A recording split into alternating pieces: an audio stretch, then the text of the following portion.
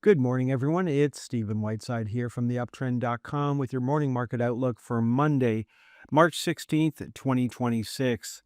In the pre-market this morning, stock index futures are currently trading above fair value, while commodities are trading lower in the pre-market on Monday morning.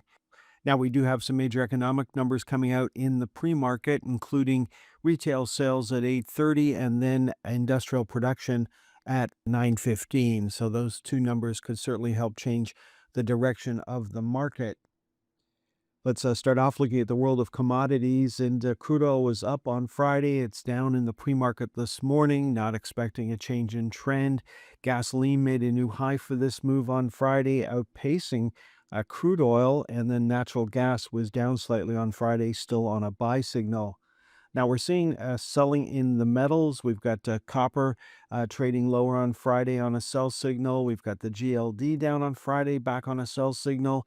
We've got a new low for palladium on Friday, then platinum on a sell signal, and then silver on a sell signal as of Friday's close. So the market is moving out of metals at this time.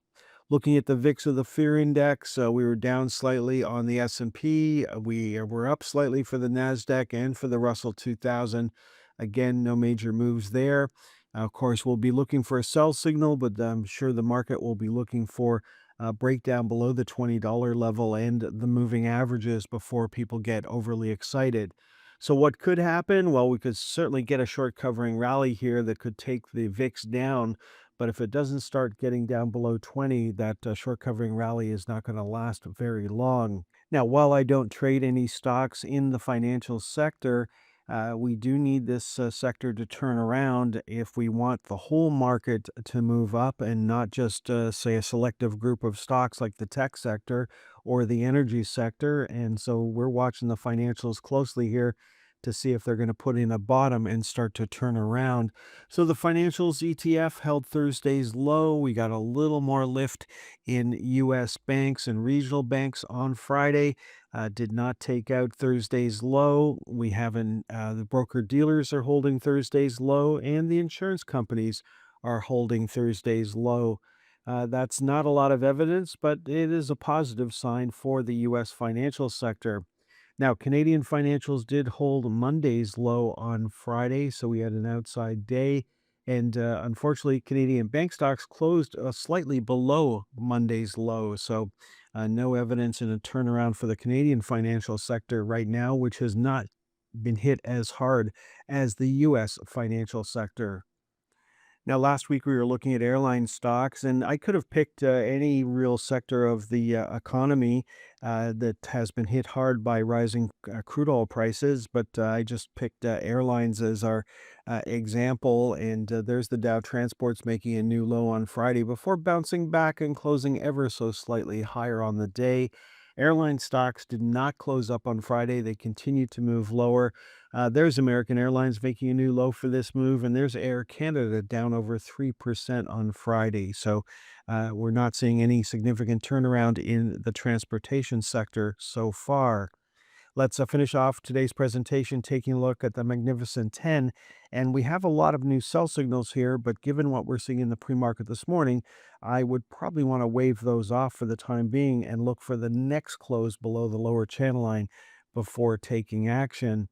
Looking at the NASDAQ 100 itself, we've been talking about the fact that it's range bound, and you can see the pros and the public are intertwined at the moment, so nobody's really taking any significant moves to the upside or to the downside right now.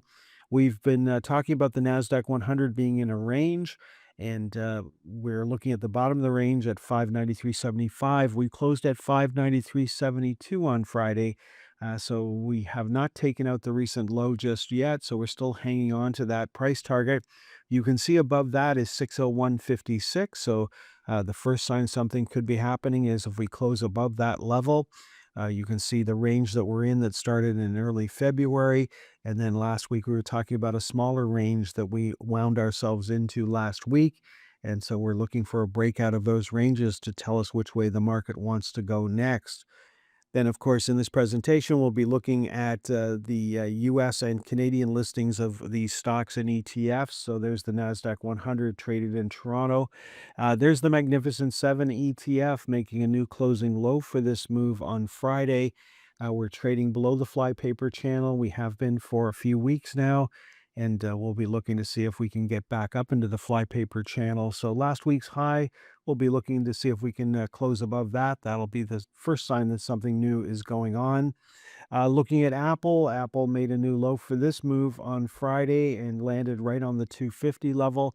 That's our next price target. If that doesn't hold, you can see that we traded slightly below the 250 level back in January.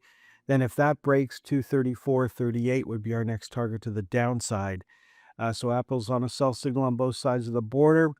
We had Advanced Micro Devices come back on Friday, back on a sell signal. That's also true on the TSX. Amazon back on a sell signal as of Friday's close. Then we had Broadcom back on a sell signal as of Friday's close. We also have Alphabet not on a sell signal as of Friday's close, closing in the channel. And close below Friday's low would certainly give us a sell signal on Monday. Then looking at Meta, it's in the news this morning, had a big announcement. The stock is trading higher. That's one of the reasons the NASDAQ is up this morning. Now, it is trading just above Friday's high, so not really a significant move. We were down 3.83% on Friday. We're up 2.79% when I took this quote. Of course, that number is going to be different when you check it out after I post the video. So no change in trend in Toronto. Then we've got Microsoft back on a sell signal on both sides of the border. Then looking at NVIDIA, we closed just below the lower channel line on Friday. Now looking at NVIDIA traded in Toronto, we closed right at the lower channel line at the 4074 level on Friday. So we didn't get a sell signal there. Then looking at Shopify, we needed to close below 123.73. We closed at 122.96. In Toronto, we needed to close below $168.89, and we closed at $168.83. Again, that is a sell signal, but at the same time, I would just sit on my hands this morning and let the market open higher.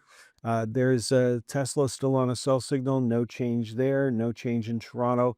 We're still looking for a close above the upper channel line, and we're not getting that based on Friday's trading action. So Tesla still on a sell signal as of Friday's close. Okay, folks, that is all for this morning's presentation. A lot of new sell signals from Friday. Most of them are just below the lower channel line, so not a major panic on Friday.